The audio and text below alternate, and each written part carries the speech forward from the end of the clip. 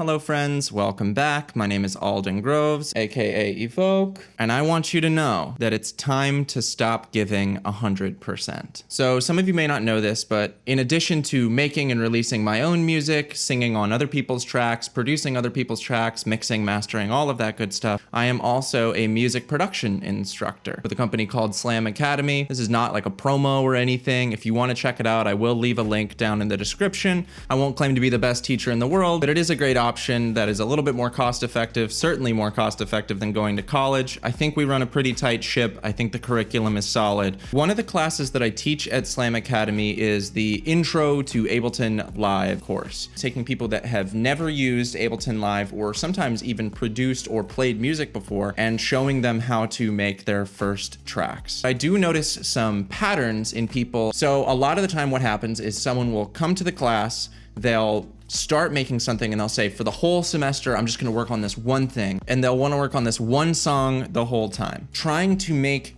any one piece of art perfect is a fool's errand. There is never going to be a point where you are totally satisfied with it. And the reason for that is actually something that you can leverage to your advantage. And this is true for music producers, this is true for visual artists, dancers, whomever. If you have a craft that you are passionate about, in addition to growing faster when you make more stuff, regardless of what you perceive the quality of that stuff to be. Another thing I've observed about making art, and it's intuitive if you think about it, is that every time you make a new thing, you're a little bit better at making things. Right now, 100% of what you're able to give is gonna be totally eclipsed by even 50% of what you're gonna be able to do a year from now. Those little incremental changes add up. At a certain point, a fraction of what you're capable of is going to be much better than the entirety of what you're capable of right now. So why does this matter? If every time you try to make something, you're giving 100% of yourself, you are exhausting all of the energy that you have to try to make this thing, you're not gonna learn very quick. You're gonna be extra disappointed if it's not received well. If that flops, your self-esteem takes a huge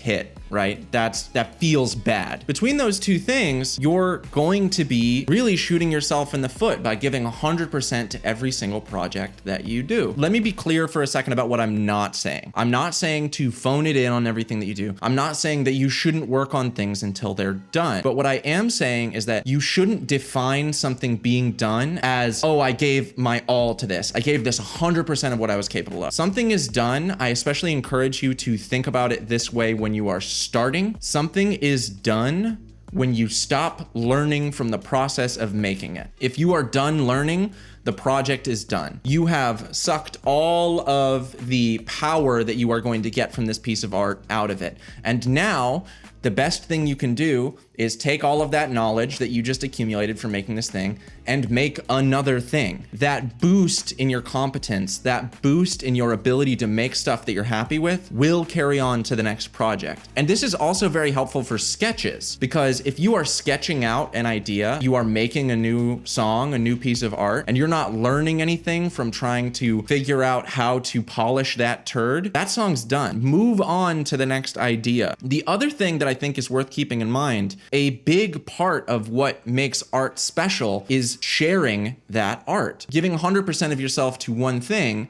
might mean that unless you think it's perfect, you're not willing to share it at all. That's not a great way to make your dreams come true. Many of the people that I teach want to be musicians, right? They want to release music, they want to collaborate with others, they want to tour, they want to get a lot of plays on Spotify, they want to have a following, they want all of these things. And a necessary prerequisite for that stuff is releasing music, a skill that you need to develop just as much as producing tracks, mixing tracks, mastering tracks, writing, composition, all of that stuff. Releasing music is its own independent skill that is as important as any of those. And if you're very lucky, or if you have a lot of money, you can get a lot of help with that process. But if you're doing it all yourself, you need to cultivate the skill of releasing music. And some of that is knowledge-based, right? Like you need to know about ISRCs and distribution and get your social media in alignment and all of that stuff. But another, I would say more important skill is the skill of calling things done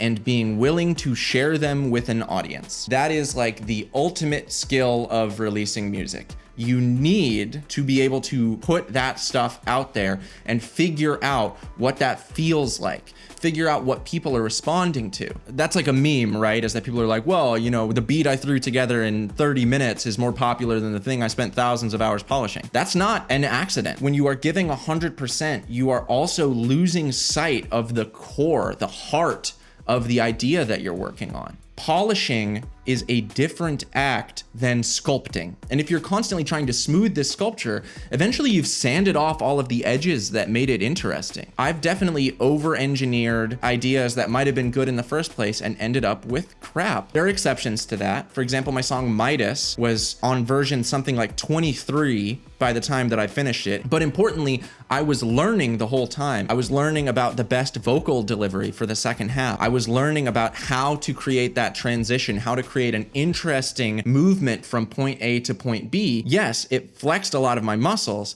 but I was learning the whole time. When I stop learning on a track, my goal is to wrap it up, put the finishing touches on it, get it to where you don't hate anything about it, and then get it ready for release. So obviously with anything prescriptive like this, there are a million exceptions that I'm sure folks will be happy to point out and discount this advice and say, oh, well, it's a certain style of music, and my favorite music is from artists that release one album every 3 years, which...